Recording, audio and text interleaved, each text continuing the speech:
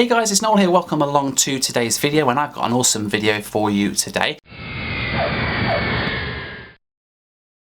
Today I'm going to be talking to you all about this. This is the Hamswan F60 Action Camera, and it is billed as a GoPro killer. It's a action camera, much like the GoPro, but unlike the GoPro, it comes at a very reasonable price. This thing costs just $60 to $70 on Amazon, as opposed to the $200 or $300 that you will pay for a GoPro of a similar sort of spec. So today Hamswan have sent me this camera to open and show you guys how it all works. Full disclosure on this video is sponsored by Hamswan, so thank you so much to the guys over there for arranging this and for setting this up for me. I hope you're going to enjoy it. Let's have a look and see what's inside this box. Okay, so here is the Hamswan Action Camera F60, and yeah, it comes in a pretty simple brown box here. So let's open the box and have a look. If I can get into it, let's have a see. There we go. Right, okay, so inside it we have two smaller boxes. We have the camera and the accessories, and that's really interesting actually. Be interested to see what these accessories are. With the GoPro you don't actually get many accessories with it, you generally get just a standard mount, so it looks like there's quite a lot that come with this camera. So let's have a look at the camera first, if I can take that out of there and open this. It's very well packaged and protected as it's in the box.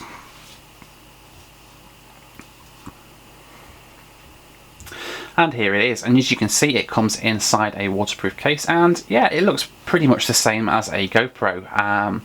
It's got the standard big lens on it on the front, the button on the front to control it, and it comes in this waterproof pouch. The screen on the back, which is really good actually. A lot of the more expensive cameras don't generally tend to come with that. That's something that's really useful for framing shots and things as I am filming. So let's try and open the case here and see if we can get the camera out.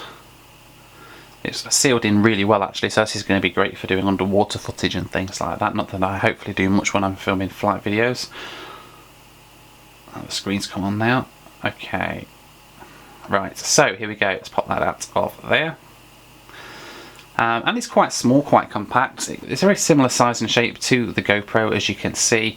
It's a couple of inches long, maybe similar sort of dimensions. You've got here on the left hand side, you've got a micro USB, an HDMI and a micro SD card slot. Really good that it comes with a micro USB. The GoPros tend to come with a mini USB, which means I just have to carry two lots of cables around with me a lot of the time.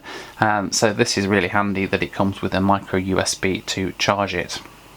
Looking at the screen, you can see here it's got quite a wide angle screen on it, and it looks very similar to the GoPro again. It's got the same sorts of controls on it that the GoPro has on it, which is really good. Just tells you how long it's been recording for and things. On the other side we've got a couple of buttons. It does actually have Wi-Fi on this camera, which is something that a lot of the cheaper cameras don't have. That allows you to control it through an app on your mobile device, and set up shots and things if you're not directly in front of the camera, which is really handy for a lot of people. Okay, so let's take a look at these accessories that come with it then. That's something that's really useful, so let's take a look at what you get. Okay, so let's have a look at all of these accessories that you get right just here, and I'm absolutely amazed by this. There's two boxes of accessories that come with this camera, and when you buy a GoPro you'll spend probably 4 or 5 times the price of this on the GoPro, and you don't get many accessories at all. You typically get just a couple of very basic mounts with it.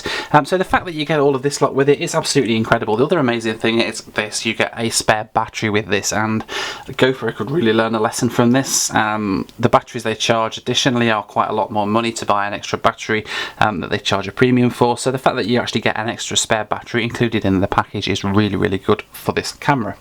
Micro USB cable you get with it, as is pretty standard, but then look at all this lot here. We've got tying mechanisms to help tie them down, we've got jacket clips, we've got handlebar mounts, all sorts of bits and pieces, a lens cleaner. I mean, you certainly wouldn't get that in a GoPro camera kit. All of these little bits and pieces, bandage straps so that you can mount it to your arm, great for first person view sort of video. This is just absolutely incredible. The other thing to note with it as well is that this is a standard GoPro mounting mechanism, so all of these bits and pieces you can use with GoPro cameras or any other action cameras that use this similar mount on the front here. So actually I'm really impressed with the amount of accessories that you get. I mean, to say that the price of this compared to the GoPro, I probably won't use a lot of these, but they're always really handy to have, and I have a little drawer stacked full of accessories for the GoPro and for other action cameras as well, so that I can always try and mount them in some way depending on what I'm doing. So let's power on the Hamswan camera and take a little look at how the system works and all the different features that it has. First thing you notice when you power it on is the angle of the lens. As you move it up and down, you can see it's got a 170-degree wide angle lens on it, which is perfect for creating really immersive footage. And standard to most cameras, you can press the button on the front which changes the mode. So that was video mode when you first turn it on. This takes it into camera mode, so allow you to take photos with it. Playback mode, there's nothing on there at the moment, that just says no image right now. And here is the settings menu. And you can see there's quite a lot of settings in here. The resolution is probably the one that I'd look at to see what the settings are and see how what sort of footage you're going to be able to capture with this. And if you look at this, you can get, so we're recording 1080p at 30 frames per second, 720p at 60. So if you want 60 frames per second, you have to go to 720p. A lot of people aren't really bothered about 60. To me, it's only important for the window footage I do on the flights. The rest of it, you don't probably need to do 60 frames per second. So that's pretty acceptable, especially considering the price of this thing. All sorts of other settings that you have got on here. TV out mode, on-screen display, time-lapse function, be good to try that one out. Capture mode, cyclic recording, HDR is quite good. This will record in HDR mode straight out of the box to give a little bit of extra vibrance to your videos and things. Date stamping you can set on, sharpness, white balance, colour, ISO and exposure. That's really good that you can get all of these settings on the camera as well. And the GoPro doesn't really have that much options despite it being quite a lot more expensive. And it looks like it's got some sort of anti-shaking built into this as well, so like vibration settings to stop it from shaking about so much on the image, which is really good. The Hero 5 does have image stabilization in it. But my Hero 4 Silver doesn't, neither does the Session, so I use a gimbal to get the smooth footage on those. All sorts of other options. I mean, screensavers, I don't know quite why you want a screensaver on an action camera.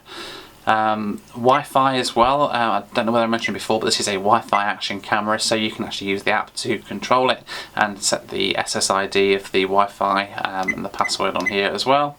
And just all the other different settings you get. A really comprehensive set of features. There's 6 pages of menu options on this to be able to have a look around, which is really good. Compared to the Hero 4 Silver, this is my GoPro Hero 4 Silver edition that I use for all of my footage. And if you put them side by side, you can see that there's not really much difference in terms of the size, the depth of them and everything else like that.